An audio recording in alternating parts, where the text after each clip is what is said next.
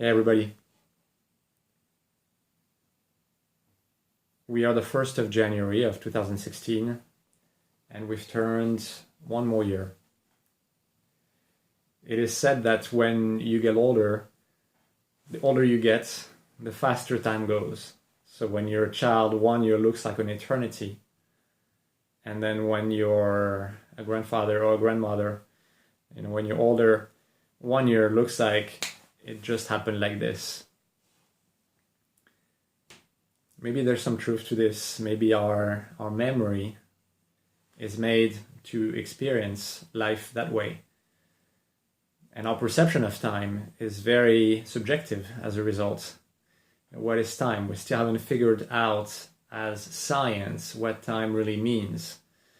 This sort of continuum of happenstance, of events where matter moves and transforms itself into something else. Anyway, we think that time goes fast, and yet we're such a young species. When you look at the 2,000 years that our calendar has been measuring years, year 2016 now, the age of the planet is 13 billion years, with a B. The age of the first cell is about 4 billion. Those are all estimates, but plus or minus. And then the age of the first plant is 2 billion. So 2 billion years ago, we've had the first earthy form of life. And then we started having this phenomenon of evolution. But 2,000 years out of 2 billion is 1 in 1 million. So if you look at humanity, 2,000 years, a little bit more of course, but civilization, and then 2 billion years that life has been around, we're such a small fraction. We're such a tiny fraction. And we've altered the planet so much. The year of 2015 perhaps was the first year that those who thought about ecology, about climate change, about the environment, were no longer taken as crazy people. We've known for a while, we've suspected for a while that we had climate change. But it's really this year that we've seen higher highs in temperatures, higher lows in temperatures, a clear melting of glaciers, and across the planet, a high increase of all the averages, of all the highs, and that's concerning. Some time ago, we've had a meteor hit the planet, and right now we're traveling through space with pretty much no danger of any asteroid hitting us anytime soon.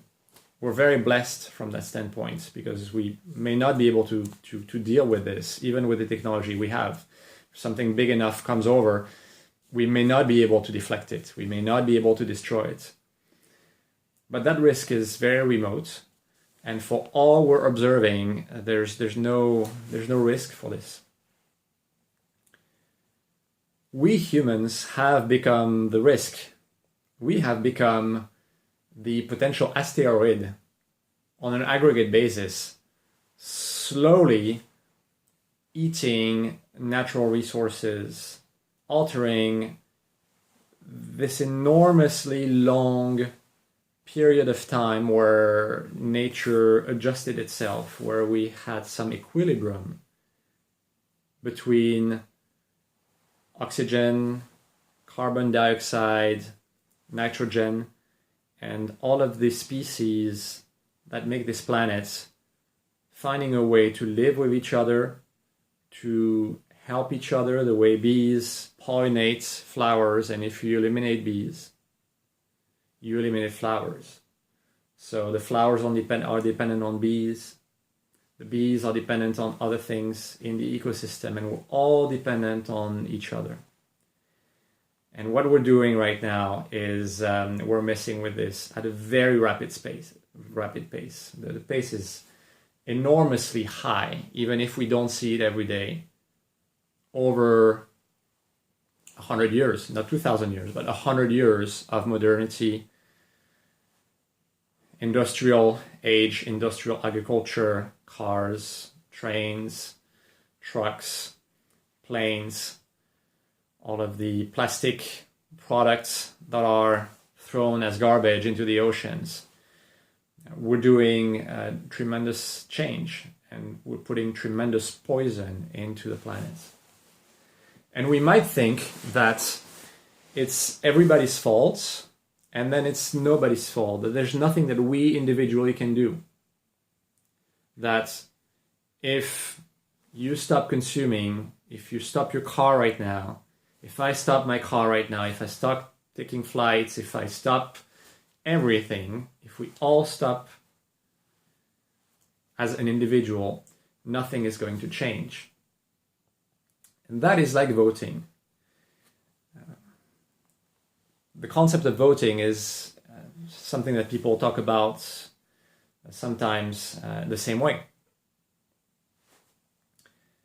You have a very large amount of people who vote, and it's tempting to say that, or to think that our individual vote makes no difference.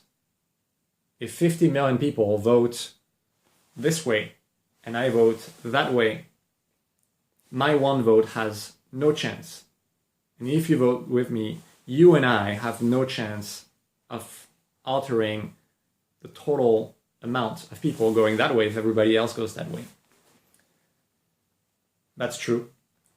But at the same time, if everybody thinks like this, then all the people who would make a difference here would get discouraged.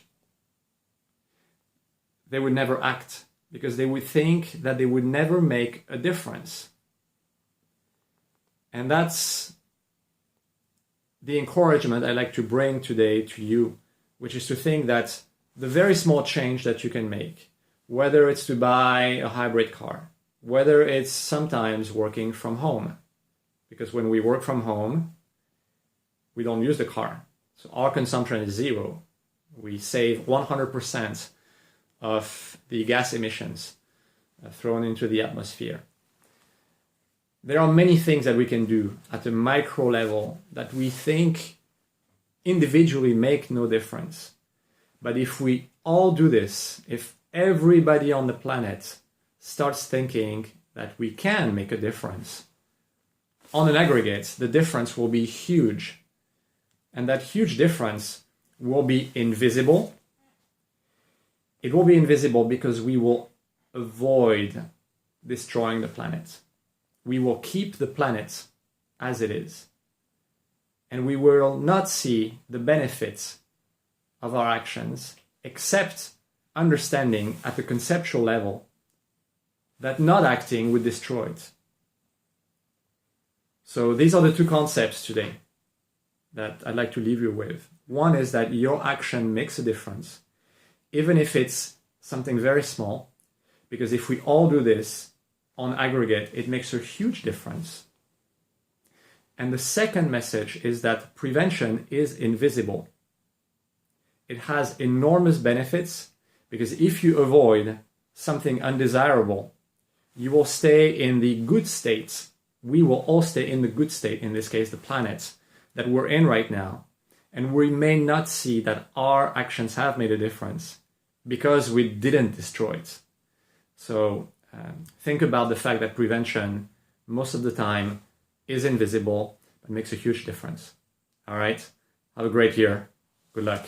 Ciao.